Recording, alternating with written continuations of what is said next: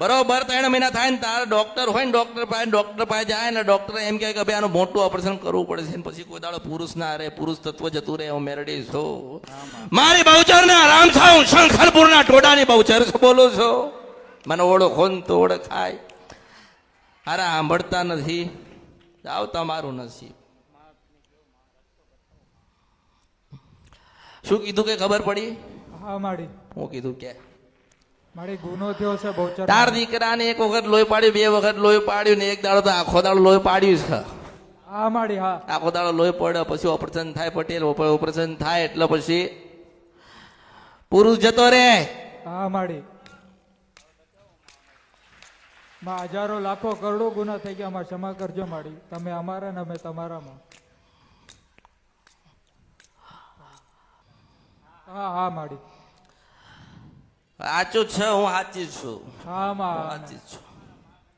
અરે કે તમે અમારા અમે તમારા, પણ શું કેવું હું મેરડી શું બચાવું? તમે દેવના ગુના બહાર કરીને આવો છો, દેવના ચાળા કરીને મારી મેરડીની પાસે આવો છો નિર્દોષ બનીને.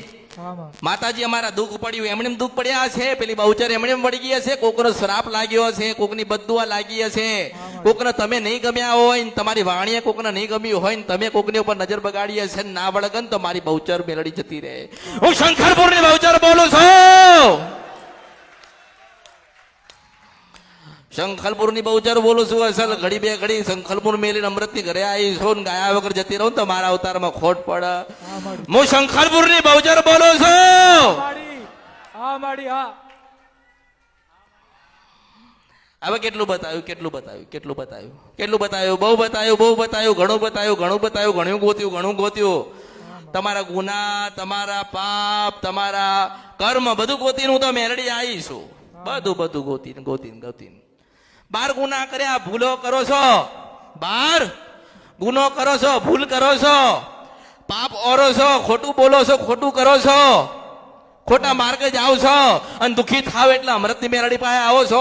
હું શંખલપુરની બહુચર ગઉં છું. હે તને શું લાગે છે કળિયુગમાં પછી મેં તને ના કીધું કે બધે ફરીને જા ફરીને ગોતી ના? મને બહુચર ને કોઈ પકડેલ છે ને તો મારા અવતારમાં ખોટ પડે. હું શંખલપુરની બહુચર ગઉં. તાર દીકરા ના બનાવું તો મારું નામ બહુચર નહીં.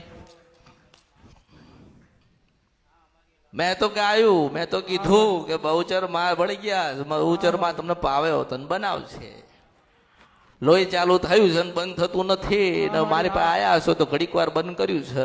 જેવું બંધ કર્યું છે એવું પાછું ચાલુ થશે. એવું બહુચર બોલું છું. ન્યાય એટલે ન્યાય થાય.